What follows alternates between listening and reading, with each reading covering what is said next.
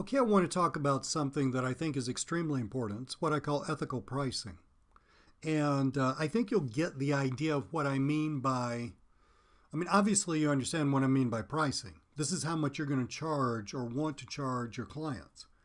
But you're probably wondering, well, what do I mean by ethical pricing? You may think, well, gee, Lee, do you mean keeping it as low as possible? Oh, absolutely not. Do you mean, adjusting it according to what other people are doing? Not necessarily. Let me just go through talking about all this stuff, and I think you can get an idea about what we're looking at here. So we're going to talk about what to charge, whether you're charging hourly or you're outsourcing part of this. You need to think through all of that. Huge. This is just massively huge. Expectations and what to promise, not only in time frame, but this has to do with what you charge and why you charge what you charge. And of course, you need to be supplying your client with proof of work. So if you're building citations, you need to send them a list of URLs for them to go check out as you build citations. You can't just expect them to believe that you did that. Now, I want to go from here out to the internet a little bit because I want to get an online calculator, and I want to open your eyes to the kinds of numbers you need to be thinking about. Here's an online calculator. So, rough figuring. Let's say you want to hit the proverbial six-figure income. Well, what does that mean? One huge part of that is that before or after taxes. So let's say you want six figures after taxes. Well, let's see what that would look like. $100,000 divided by 12. So that means you have $8,333 cash every month. Well, there's $100,000, but that's cash. To get that $100,000, how much are you going to have to? How much revenue do you need coming into your business? It's got to be more than $100,000. For one thing, this is after taxes. Okay, so let's say your taxes are 30 or 40%, something like that, and you're going to have to pay outsourcers. Or some outsourcers. You are going to have some expenses at least. Okay, well, let's go with you doing this all by yourself. So let's add another $40,000 to this just for taxes. And I'm being really loose because I don't know where you live. I'm talking about state, local, federal taxes. If you live in Texas, you got it made. You got no state taxes. If you live in California or New York State, then why do you live there, right? So to get that 100,000, you're going to have to make 140. Now here's the deal though. This is looking at you work, your average person works 2,000 hours a year. Just believe me on that. You can do the math. 40 hours a week times 50 weeks minus 2 weeks for vacation. 40 times 50 is 2,000. But when you run your own business, not all of those, it's like being a lawyer. Not all of those are billable hours, right? You're not sitting there doing stuff for a client during all of those hours. Now, go with me here. I am not saying that you need to be billing the client per hour. I'm not saying that. You need to give them a one-time charge. I'm saying this is what you go through in order to figure out how much you need per hour. So, I find that about half of my time is a billable hour. About half. The other half is spent doing, direct mailing, emailing, talking to people, writing stuff, for myself, et cetera, et cetera. It's not billable. But if you're running one of these little offline businesses, let's say that half of your time is billable. In other words, half of your time is actually spent on a given client. Now, at first, when you have no clients, 0 of your time will be spent on a client. All right. And maybe during that first year or two, it's going to be 75% of your time is going to be spent on getting clients and 25 is spent on clients. But, when it's all, when you got your business up and running, you got clients and all that stuff, about half your time is going to be spent actually working for stuff for a given client. And the other half is going to be spent managing the business, getting more clients, et cetera, et cetera. So what that means is for the average person working 2,000 hours a year, we got to multiply this number by 2. So why did I multiply it by 2? I multiplied it by 2 because only half of my time is spent working for a given client. So this is the yearly revenue that you need to get from clients in order to end up with that $100,000. Or rather, that may not be a good way to look at it. Look at it like this. Let's take this number right here and divide it by this, the number of hours worked per year. Oops.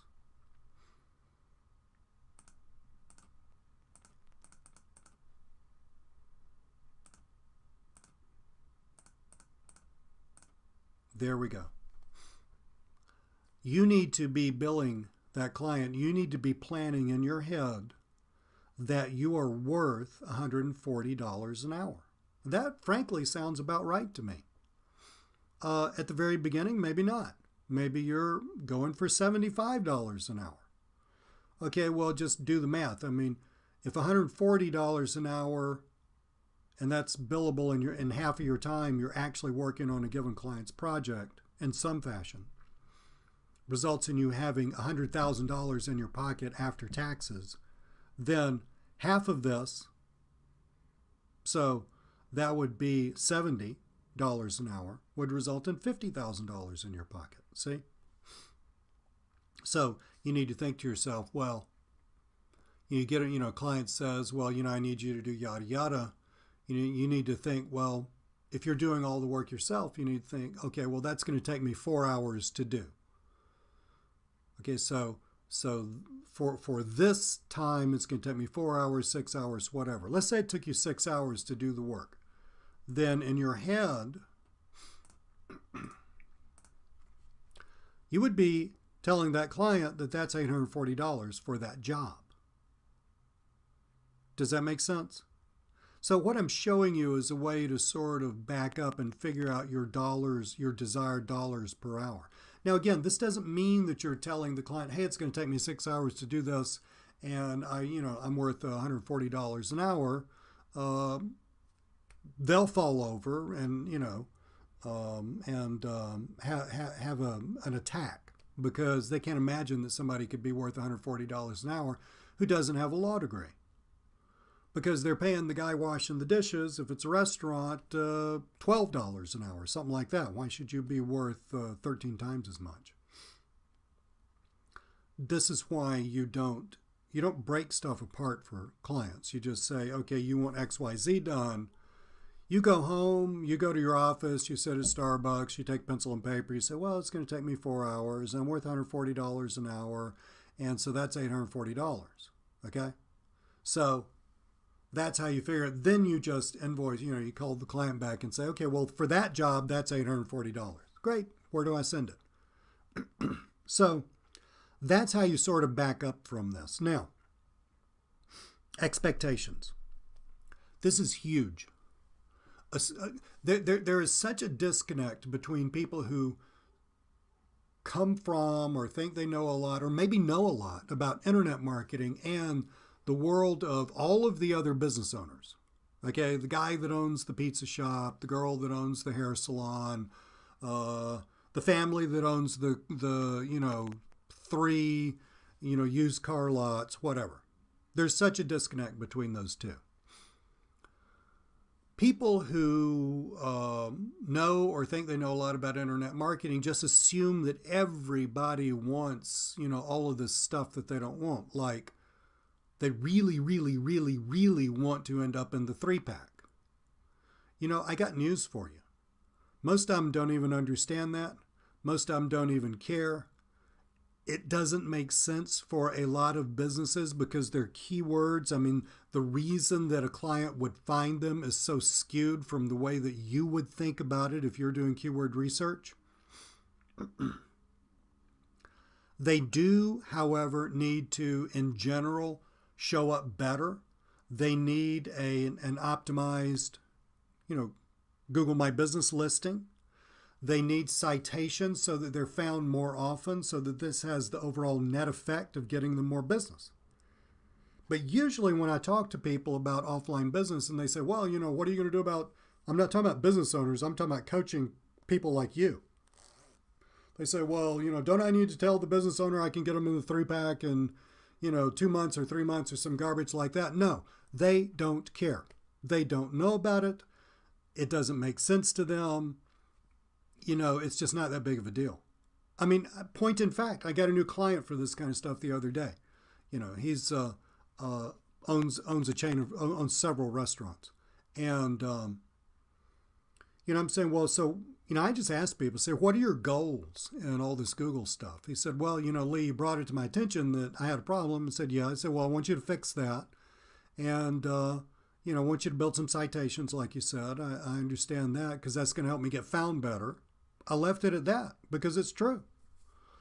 And he said, really, that's it, because I had outlined a little game plan for him. We're going to do this, we're going to do that, we're going to do that. He said, that's what I want. I said, great, that's what you're going to get. Realistic expectations is what you need to be talking to these people about. Can you get everybody into the 3-pack? No. Furthermore, I got news for you. Do you realize how many times Google has changed this thing up over the past 2 or 3 years? Like a bunch of times. So if you're going around telling a business owner, yeah, I'm going to get you here, you're going to be on top, you're going to be number one, you're the one that set those expectations, not them. 9 times out of 10, they did not have those expectations until you started spouting off all that garbage about those expectations. Now, once you tell them you can do that, they believe that you can do that, right? But if you did not set those expectations, they would have never had those expectations in the first place.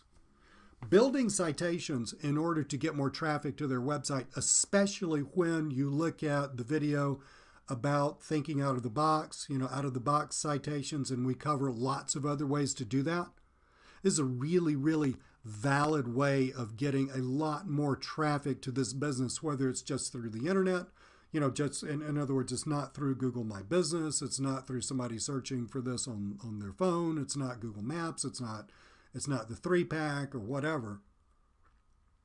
That's really a valid, very valid system. My point is, if you will avoid setting the expectations of, I'm going to rank you on page 1 for yada yada, 9 times out of 10, the people you talk to will never have those expectations in the first place. If you will set the expectations of, here's what I'm going to do for you. Let me outline it. Step number 1, we're going to claim your listing, your Google My Business listing for you. Step number 2, we're going to optimize your Google My Business listing. Step number 3, we're going to start building citations. Step number 4, we're going to have 3 press releases written. Step number 5, you're going to provide me with 6 videos. We're going to put those up on YouTube and the way that I talked about. If you will write all that down, and then just leave it at that, because what you're doing is you're making a list of things that you're going to do. It's very objective.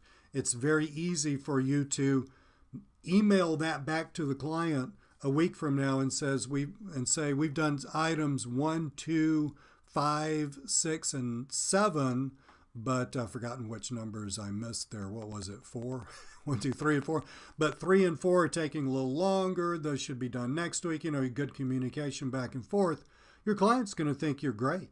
Your client's going to think you're great. Yeah, they're going to see benefit from all this stuff. But they're never going to sit there and wonder if they're on page 1. They just don't do that. Every once in a blue moon, you get some genius who does. I don't even like those people as clients. And it's not because I'm trying to pull the wool over their eyes. It's just because they know more. They think they know more than they actually do about this stuff.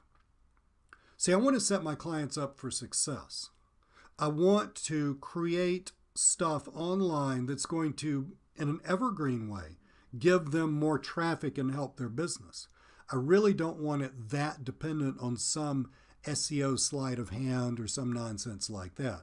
I want good, long-term, evergreen stuff. If you will take that approach with your clients, it's going to be a lot easier for you. It's going to be a lot easier for your clients, and it's also got the added benefit of they're going to understand what the heck you're talking about. All right, you're not going to be talking about all these, SEO and PPC and all these other things that we just spout just so that we feel self-important. Okay, you got me? So manage those expectations. One other thing about managing expectation, Lee's rule. Always tell your clients something's going to take twice as long as you know that it will take. So if I have a series of things to do and I'm thinking to myself, to get this whole thing done is going to take 3 weeks, maximum 3 weeks. I tell the client, you're looking at a month and a half, 2 months to get it all done.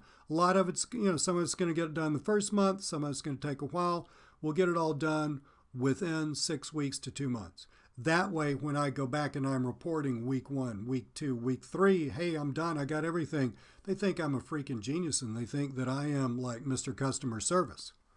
If I'd have done it backwards, if I'd have told them 3 weeks and it took 6 weeks, they think I'm the biggest jerk on the planet. Notice nothing changed except for expectations, except for what you set up in their head.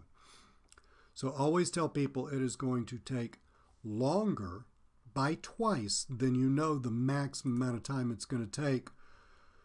Proof of work, I'm just looking at my little list here. Proof of work, I think, goes without saying. That should be something that you do. So you fix up their Google My Business page.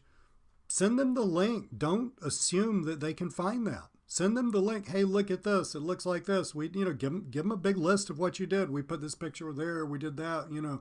Fixed the yada yada and did all that. Okay. In other words, give them a full reporting. Don't expect them to figure this out on their own. Building citations. Maybe something was screwed up about their address. This new client, a lot of stuff screwed up about their address in various places. Maybe something screwed up about their address, and like on the YouTube video that they tried to do or something like that. Well, when you fix it, make them a nice list. Fixed NAP on or fixed citation on YouTube video. Did this, turn that into where it said North whatever street instead of N. whatever street, because that's what we're using. Give them a full reporting. Don't make them go out and figure it out. And don't assume that they just trust that you're doing it. They don't. But most business people have a lot to keep up with. You're going to make a lot of friends and get a lot more repeat business if you make a nice list of stuff that you do and send that to them, I would say once a week, especially as you're getting this set up. I think that covers ethical pricing. I think it covers expectations. I think it covers proof of work. If you're doing a lot of outsourcing, then what I do is I basically still run through that calculation that I run through with, on this video, and I come up with if Lee did it, what would the price be? And then I think to myself, well, then I'm going to have to pay somebody $30 to do this, or $5 to do that, or $50 to do that thing. So minus my expenses. And then I look at the time, I look at the difference, and I look at the time that it's going to require for me, divide that number again, and say if I'm ending up in the ballpark, I think we were using $140 an hour. I say if I'm ending up in the ballpark of that $140. Just make sure it all makes sense. And always get paid in advance. I do zero work. Well, I do zero work without getting paid. And I don't do half now, half later. Okay, it's all, if you can't pay me, that's fine. I love you.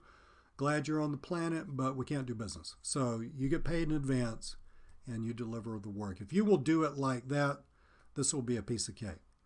Thank you so much. Hope you enjoyed the video.